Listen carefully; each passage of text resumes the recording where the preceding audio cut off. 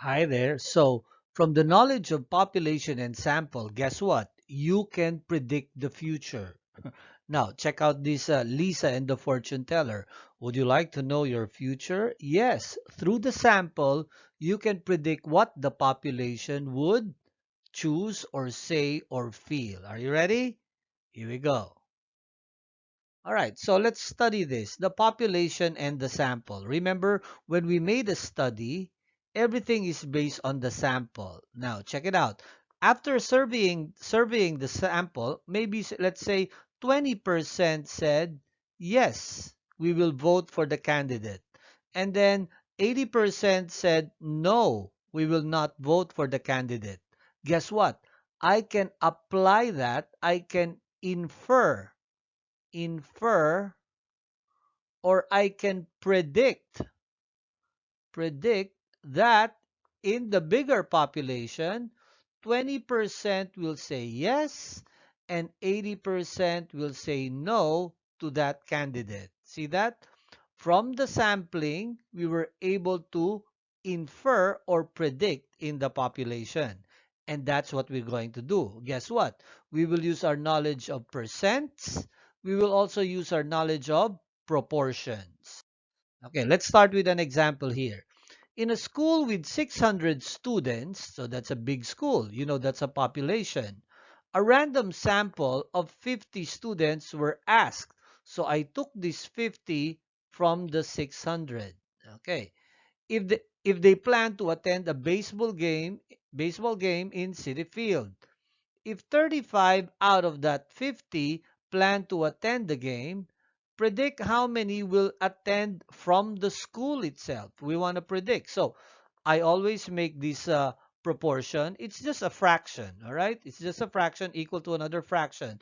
And on the left side start with a sample, and the right side start with the population. And just like a fraction, the part over the whole. Okay, what do we know about the sample? There are 50, so that's the whole. And what part do we know from that 50? 50, we know that 35 said what? Yes, yes, we will attend. They said yes. Okay. So where did we get that 50? From the population. What did we know about the population? There are 600. Okay. And we want to know how many will say, yes, we will attend the game. So that's simply what? Solving for a missing value x. Okay, so the first method is to simplify first the fraction, then look for a pattern. Okay, so I could simplify 35 over 50 as what? Lowest terms would be divide by 5, you're a 10. Divide by 5, you're a 7, right? I just simplified it, lowest terms. Now, I can look for a pattern. Guess what? From the bottom, I could see what? Times 60. Can you see that? 10 times 60 is 600. Therefore, on top, I will do 7 times 60 again. So, 7 times 60 is 420. So, what can you say? You could say that 420 from the population would say, yes, we will attend the baseball game in City Field. All right? Simplify first, then look for a pattern. All right, for the second method, we will also use the data that we had a while ago. So we know it's 35 here, and we know there's 50 there, and we know there's 600 there, and we're asked to predict that value. Okay, so what we can do, if you cannot find a pattern, you could do cross multiply. Cross multiply means, look, from 50, I could multiply it by x. So I could write 50 times x. Look at the blue ones. I multiply that. Now look at the green ones.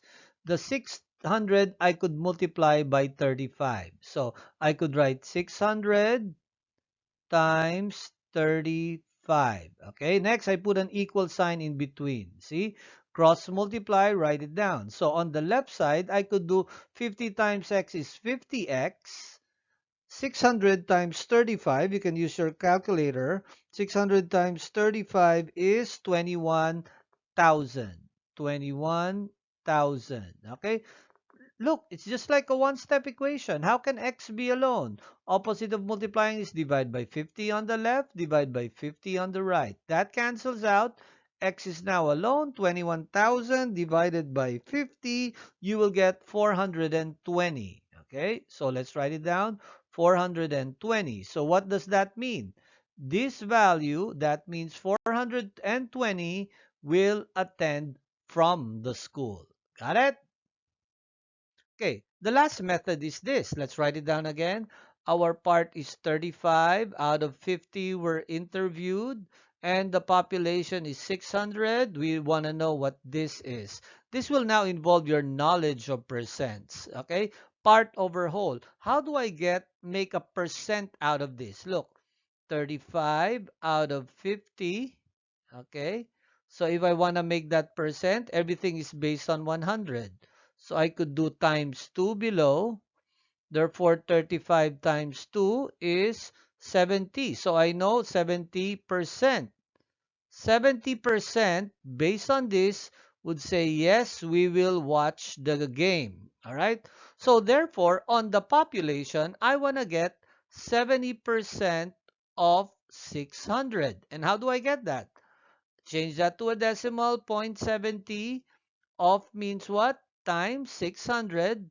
600 times 0.70 will be what? 420. See? So that's one way using the percent. Now it's have your turn. Okay, your turn. Try it out first, pause, and then play. Okay, let's start. 25 out of 100 random cell phones produced in a factory were found to be defective, meaning it's not working. If the factory produced 25,000 cell phones for a day, how many phones could be defective? So let's find the relationship between this 100 and this 25. That 25 came from a smaller number, right? So definitely that's the sample. Let's write it down here. 25 out of 100. So the bigger population is 25,000. 25,000. We want to predict how many are what? Defective. The top one are the defectives. Okay? So let's simplify this. Oh, this is easy. What is 25 over 100? That is simply divide by 25 1, divide by 25 fourth. So think of 1/4. 1/4. Okay, what's the pattern now? From 4 to 25,000. What's the pattern? So divide it.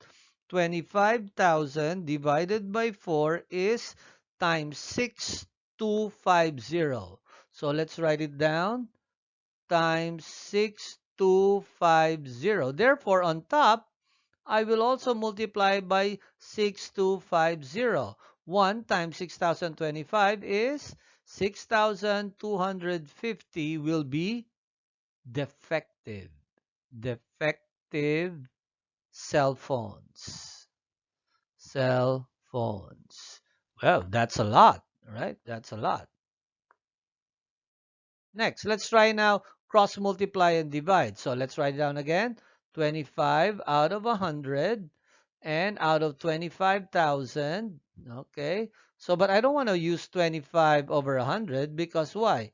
It is simply the lowest terms is 1/4. Okay. 1/4, right? And this will be the x. So what's the rule? You cross multiply now. Look at this cross multiply 4 times x. I write 4x. All right. On the other side, I could see 25,000 times 1. Write 25,000 times 1 is 25,000. Write an equal sign. Okay. How can x be alone? Solve for x. Divided by 4, divided by 4, cancels out. X is equal to 25,000 divided by 4 is 6,250.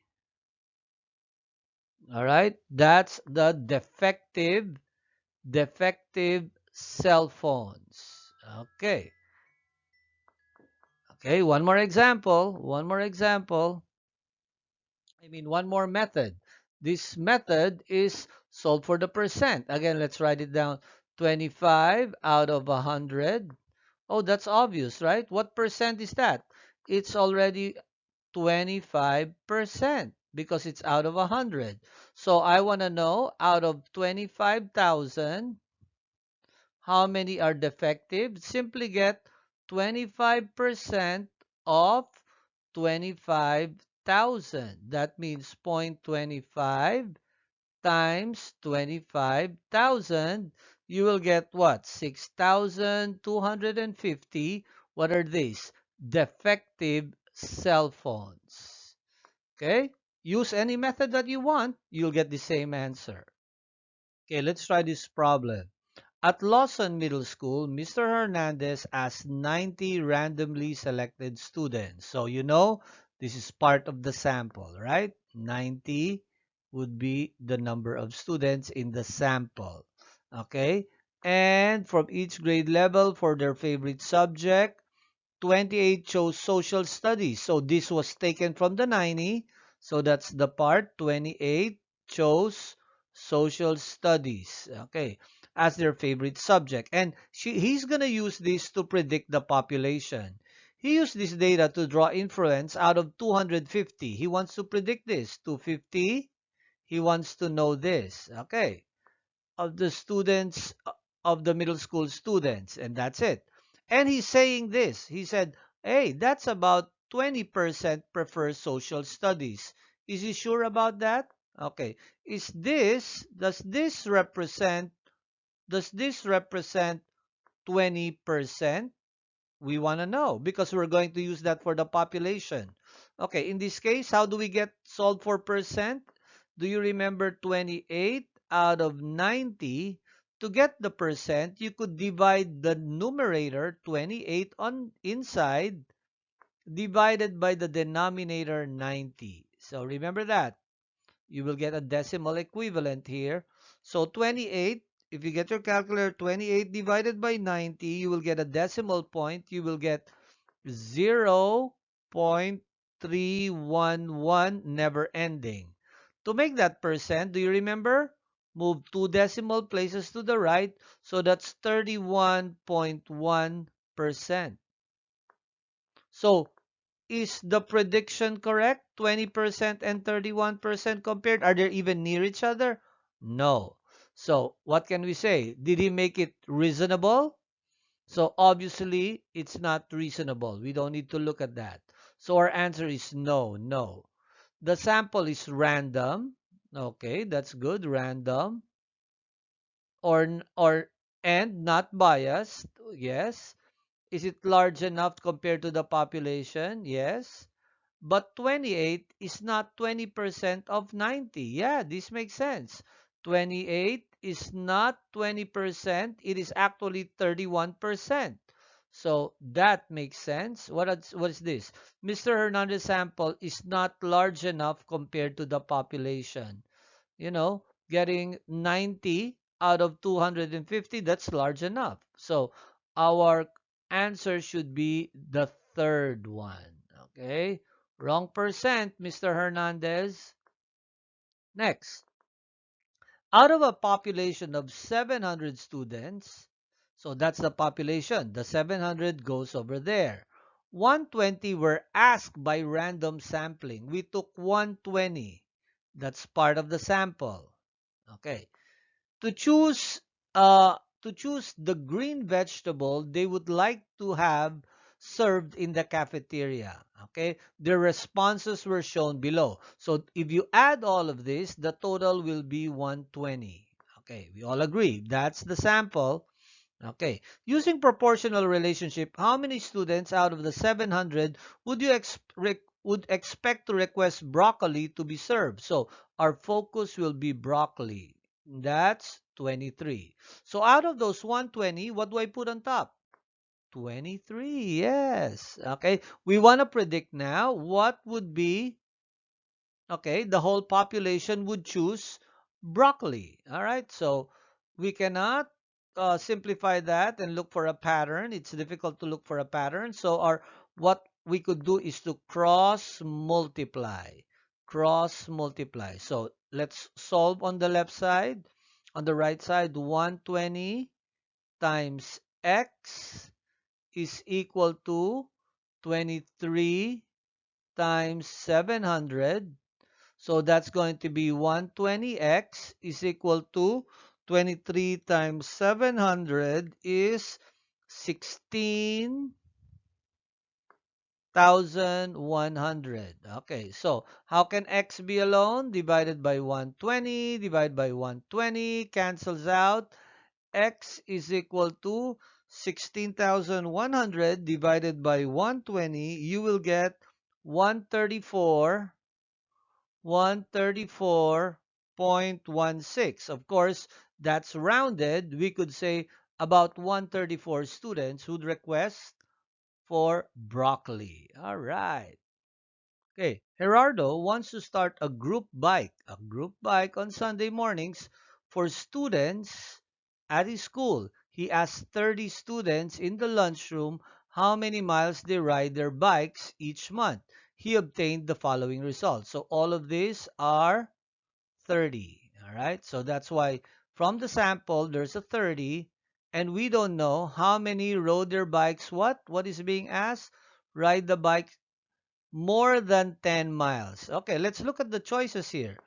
Which one is more than 10? That's the 13 here, a 12 there, more than 10. A 15 is more than 10, and 12 here is more than 10. So X would be what number? 1, 2, 3, 4. There are 4. You're not even asked to predict a population. You just want to look at the data. So the answer is 4. And last problem. Out of the population of 1,000 students. So immediately I write 1,000 below. 80 were asked. I took 80 out of them. That's the sample. Got it? To what color they would prefer for their first car. The responses are that's shown on the table. These are the results. If you add all of that, the total should be 80. Using proportional reasoning, how many students out of the 1,000 would expect to prefer a silver car? So our focus will be the silver car, 14. See that? So where do I put 14? On top of the sample. All right, 14. And you want to expect how many, from the whole population would expect a silver. Okay, so based on our interview, let's see. I could divide you by 2. I'll use you as 7. I could divide you by 2. I could use a 40. That makes it easier for me. Okay, what pattern do I get? 1,000 divided by 40. 1,000 divided by 40 is times 25. Okay, the pattern I see is times 25. You can also use another method. Remember, cross multiply and then solve for x. So if the bottom is times 25, the top is also times 25. So 7 times 25 is 175. So you can predict 175 would prefer a silver car. Okay, got it? So that's the lesson for today. Remember, results is equal to action plus motivation. Good luck.